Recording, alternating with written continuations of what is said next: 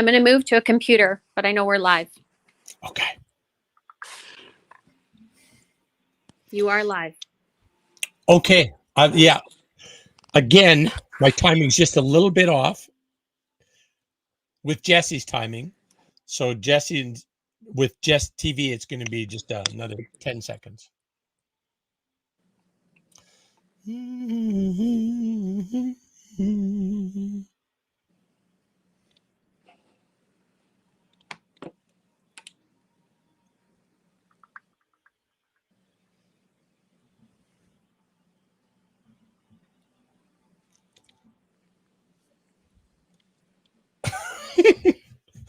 All right. Jesse's telling me his end got frozen. We're going to start right now. Yeah, so Jesse's gone, but that's okay. Okay, welcome to our show about a safe place to share our genuine stories. TJ has been practicing how we say the actual name. Right, TJ? Are you ready? Oh, give me 1 second. I got to pull out my cheat sheet. Okay. By the way, I've been trying to learn some Blackfoot too, so I'm not being a total putting everything on TJ. Matter of fact, Bogudan. Is that correct? How I pronounce your name? Bogotan. Bogudan. All right. Bogotan. All right. So what is this? How do we pronounce this, TJ? Aakitaapitsinikotsio'pa. You're getting better at that every time. Really impressive. So I have made myself a cheat sheet so that nice. I can learn the language. Excellent. I see too on your emails you've been adding more Blackfoot words on your emails too, eh? For you incorporate in your messaging. Yeah. Yeah, I'm trying for sure. Yeah, cool. So, what are we going to chat about, TJ? Our co-hosts Annette and Diane apparently have better things to do than us. So, well, I'm just gonna enter the broadcast from a better seat. Okay, that sounds good. And here I come. All right.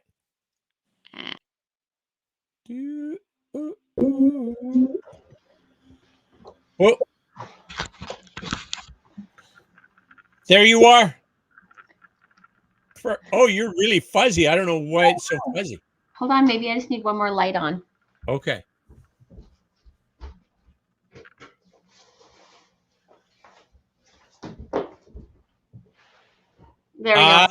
There we go. There we go. Excellent. Okay. So we have all the technology resolved. We're all good to go here. We got the name of our show out there. For those that are just watching, basically it's about a place to have discussions about white and indigenous people to see how we might be able to serve each other better, thrive together in our world that we have. TJ, what's new and exciting? What lead us off here? What do we want to chat about tonight? I know we've chatted about it in the past, but given that today is a day of love, and about relationships, I think that probably would be a great place to start. It's one of the very few things I learned to say when I was little in Blackfoot was "I love you." And which is, how do you pronounce that? Yeah, Gitsi-gat go mim. Gitsi-gat go min? Gitsi-gat go mim. Okay, cool. Okay, excellent. And just given that what today is what mainstream is called today all about. I think there's lots of different philosophies on this day, but just really the importance of developing meaningful relationships that are life-giving. I think that, to me, when I listen to you say that this is supposed to be a safe place where we come together to share our genuine stories, I don't think that we would be coming together and sharing those genuine stories if we didn't feel safe enough to do so. Yeah, well said, right? Yes. And so anyone who's listening or watching, I think that it's an essential piece where where trust is created, right? Mm-hmm. Because without trust, they're it's just passing by one another. Right.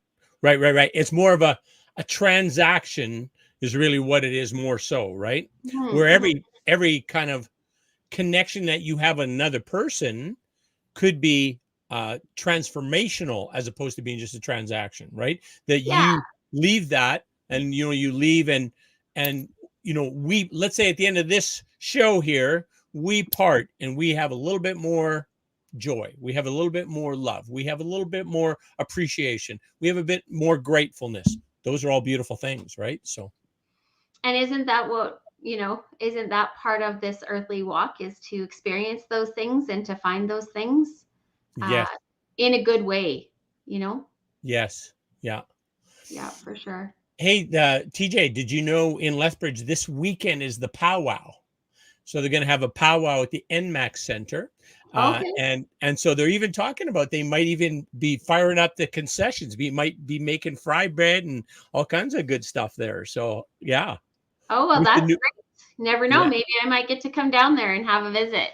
Exactly. Come check it out, eh? So I was just actually, before we started, there's actually a Indian Film Festival thing that Marilyn from the library here, it was today, tomorrow, and the next day. So 3 days and 6 p.m. and they're just kind of featuring some indigenous films from the National Film Board.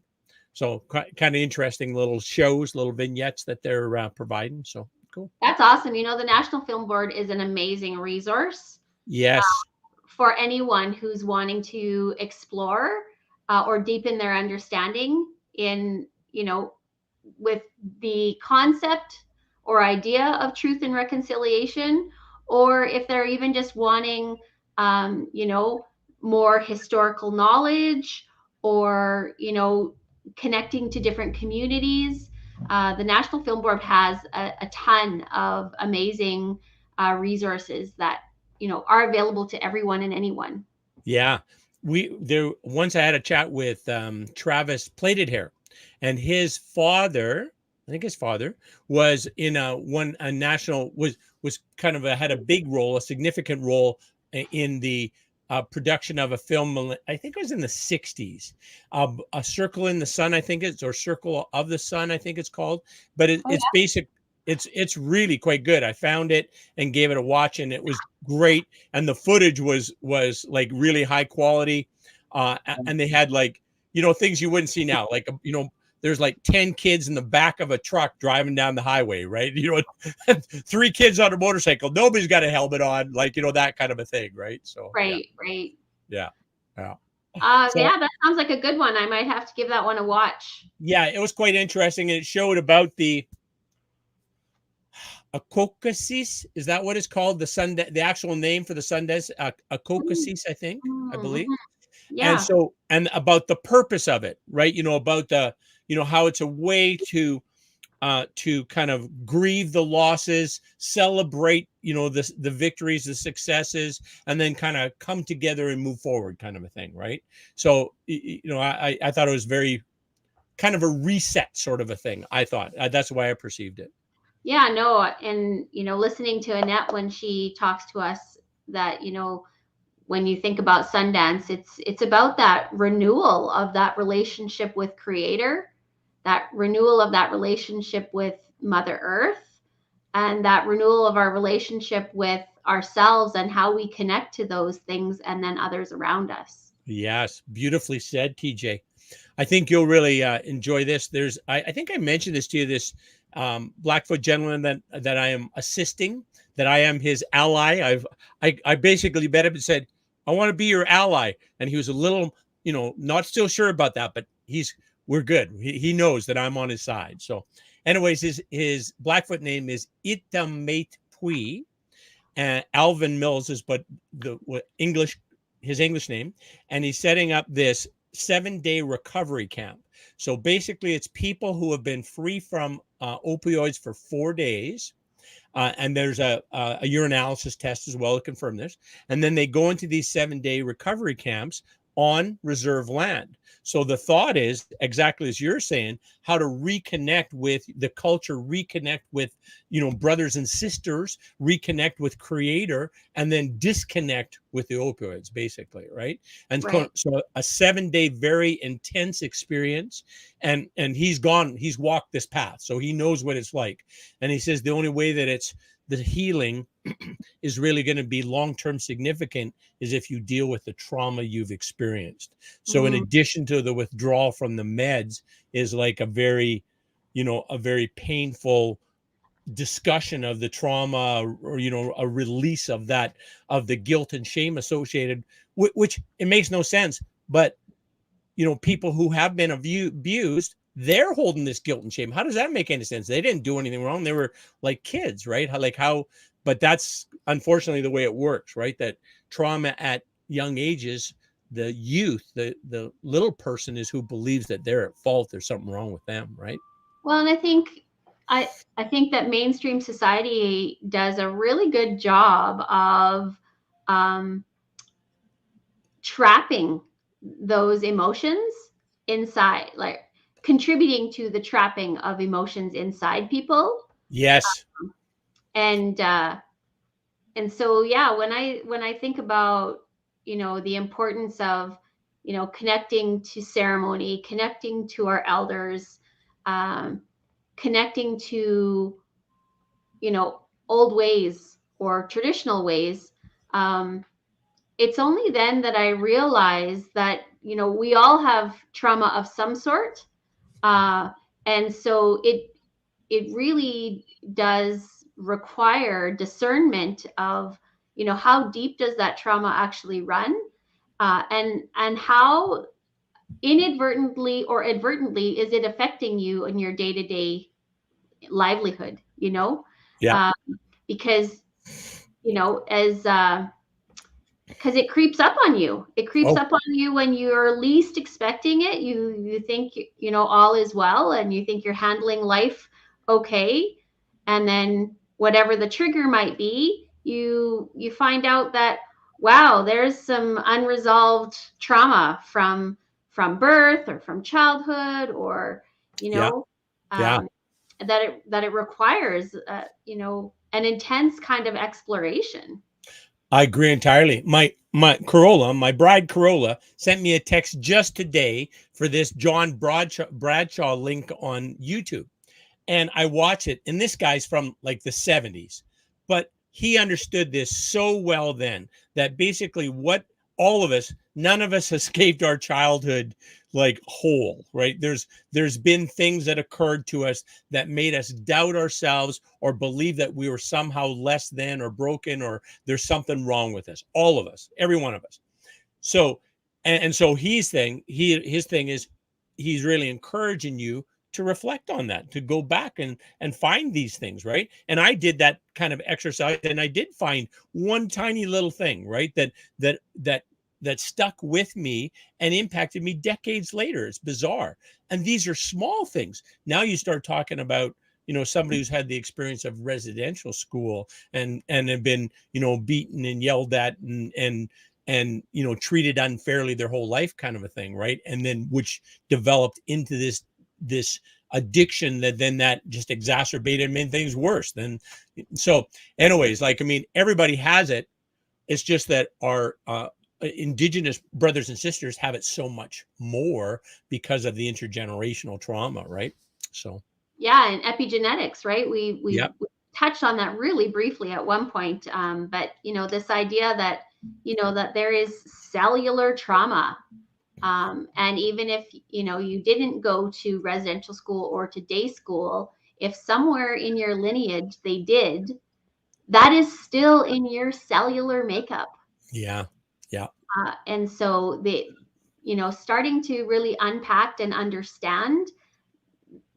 You know what it reminds me of? You're familiar with, it seems like Blackford, or maybe it's all of Indigenous, have this thing about 7 generations. Yeah. And I think the thought process is you're doing today what's going to be beneficial for 7 generations hence, I think. But it's also kind of like, that's how long it takes to kind of if you will, expel or minimize, like dilute, maybe is a better word, that intergenerational trauma, right? That many generations probably is how long it's going to take to kind of fully expiate it. Maybe is that a good word? I think that's a good word. Yeah, that's a new word for me. Yeah. Hey, Google, what does expiate mean? Expiate is used as a verb to mean atone for guilt or sin, similarly to make amends for and make up for. Do you want to hear expiate used in a sentence? No, thanks, Google. Yeah, so atone for a sin is kind of what it talked about, so it's maybe not exactly the word I was thinking of, but yeah, I don't, maybe not the word, because when, sorry, you know, I didn't understand, but I found something similar. Thanks, Google. Google, no, hey, stop, Google, stop. Okay. Gotta Google love wants to be technology. so helpful sometimes, yeah. Yeah, gotta love technology. Yeah, no, I think it, even just that word, I think, atonement, like, have to really think about that word, because our indigenous people don't have anything to atone for. No, you're entirely right. Yeah. So, Yeah. I'm But really careful around verbiage, oh, terminology. yes, So many of our Western world words don't really capture the essence of our people or our ways or our being sometimes even. So I mean, that's a whole nother conversation. But I would rather have Annette here to talk about the connection between language and communication, because yeah. that's Now, TJ, you are a creation of you are a product of the creator. You are made from the same creator who made me. I believe you would believe that. Is that correct? yeah. Yeah. Yeah. So we're all of the same creation. And then on this earth, then, I know from an indigenous lens, there's connection to everything and everybody, right? And from even on more of a white lens, the connection to everybody is like a lot of beliefs are that way, that we are all of one creation and all connected to each other. We're all brothers and sisters. Some have different opinions about that, of course, but there's certainly a lot of traditional type European type beliefs that are aligned with indigenous beliefs, that we're all one. We're all from the same creator. We're all the same stuff. We're all, equal in terms of our abilities. We're different, but the same in terms of our value as being a Homo sapien kind of a thing. So do you also have does creator suggest or give for you a soul's purpose, a purpose for your walk on this life? You'd use that term, I think, walk during this life. So do you think that creator gives us a purpose like that? I think creator creates the space for us to find our purpose. Okay. I think that creator has a plan for sure for all of us, and I think the way in which he, she, they, however you want to Let's address. assume she. Let's assume she. I think that makes way more sense. I did. Spirituality is a huge topic. Yes. And so I'm cognizant of being live and of sharing that. But I think, connecting to our inner spirit, I think, is essential. And I think Western worldview has done a really good job of separating that, and creating a disconnect. Yeah. I think that disconnect, and putting on blinders of only one way of thinking, or one way of doing, or one way of being, I think is really detrimental to humanity. And so, this idea that that part of our earthly journey is to reconnect. So I love how Richard Wagamese, I don't know if you're familiar with his work. I'm not, but let's hear it. So Richard Wagamese is a famous Canadian author. He's written books like One Drum and Embers, and his film Indian Horse. So he's got a number of different out there. Wait a minute. I know you're getting that Indian Horse you mentioned last show, didn't you? Yeah. Yes. And so it's a really powerful movie, correct? Yeah. And is it something like one that you or the school district you're part of has the rights to it or something? Is that what it is in one of those situations? We did purchase. Yeah, we did purchase the rights to show it as part of an educational series. Right. For sure. Okay. Yeah. So, but I mean, it's available, I think, on Netflix, and it's available. Is it? Yeah. Okay. Okay. For sure. It's basically walking through, showing people what residential school could have been like for many. Got it. Sorry to interrupt, but I was going to throw that out there because last time when you mentioned, I was thinking, well, maybe we want to do like a showing of it on a discussion, like we have an airing of it and then we have a chat about it, kind of a thing. But yeah, it's a 2-hour film. 2-hour film. Yeah. Well, I'd be up for that. So take that interruption out of the space. Go back to tell us more about Richard. Sorry for jumping in there. No, I just in his book One Drum, his teachings come from the Ojibwe. But one of the teachings that I really fell in love with was this idea that, we are already connected when we're in our mother's wombs. Mm-hmm. We're already connected to this heartbeat of Mother Earth. Mm-hmm. And that when we are born, there is an instant disconnect when that umbilical cord is cut. And that one of our soul's purpose and one of our longings is for us to find that reconnection along our earthly walk, to reconnect to that heartbeat of Mother Earth, whatever that might mean for you. That's beautiful. I love that. Yeah. Yeah. And so that's what I think about when I think about spirituality. Mm-hmm. And I think about some of our young people that we work with, and some of our kids who are just really disconnected from themselves. They're disintegrated, and so, Dr. Dwayne Donald, he's a professor here at the University of Alberta. He said, if there's one thing that we can do with our young children is have them spend time on the land. Mm-hmm. Mm-hmm. And if we could slow ourselves down enough, to allow those moments of being with the land and connecting to the land, we help our kids to see that they are part of creation, right? Mm-hmm. That they are part of something bigger. Yes. But we're so ingrained to think with our ego and to think with our mind. Yeah. Yeah. And so, yeah. But then part of that too, TJ, that we're ingrained to think of our ego because a lot of times people have had the situations that have caused that disconnect. And that is a lot of times, trauma they experienced in childhood, that's what caused their disconnect from creator, which is really their true self, as I see it, right? Your authentic self, your true self is basically what you are when you are connected to creator, is I think how this works.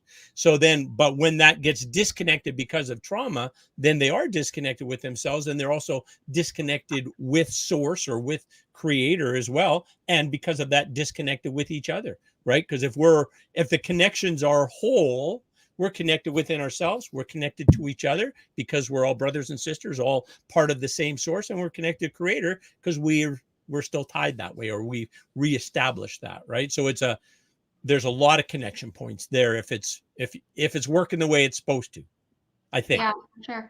Yeah. Yeah. I'm looking at the time and where did the time go? Holy cow. Exactly. Well, you know what? Is there anything else we wanted to cover off here? I just in this day of love and appreciation, I just really want to thank you, Alan, for creating this space, because it takes courage. It takes courage to engage in these kinds of conversations and the topics that we that have naturally arose through our conversation. I really believe they are value add. And so I wanted to say thank you to creating this space and place where we can have these genuine and meaningful conversations that might just leave, our audience with one little nugget for them to, start their journey or continue their journey. Yes, beautifully said. And you know what? For our viewers, we would love your comments. If you have some comments, suggestions, ideas, we'd love to hear from them. You know what? You've inspired me, TJ. I'm going to be a little bit more forthcoming even. I don't think I said this before, but this has become more clear to me as of late. I have basically, I believe what happens is at some point in your life, you feel that you have enough. And I've come to that point in my life that I have enough everything. I need for nothing. And I had this kind of a direction, if you will, that I am an instrument of creation, an instrument of the creator. For the purpose, my soul's purpose is liberty over violence. So basically, and violence described in terms of anything that isn't a person's free will, free choice. So if there's, manipulation, if there's lies, if there's physical force, that's all violence. It's just different degrees of violence, right? And so that is kind of that is now my purpose of my soul until I breathe my last, is to encourage, support, attract people that we're going to create this liberty over violence. Well, you're doing a great job, and we thank you for it. Thank you. Okay, TJ, it's always a pleasure chatting with you. I'll look forward to chatting with you again next week. And keep yourself well, my friend. Next week is a holiday. I won't be here. Okay. All right. Well, just letting you know. Okay, you won't be here. That's fine. If Diane and Annette will decide whether they want to be here, so we'll go from there. So sounds good. Are you going away somewhere nice and warm or something? Is that what you're doing? No, I wish it was that exciting. Oh, okay. All right. Well, have fun. Stay safe. All right. Take care. Okay. Get him, Matson.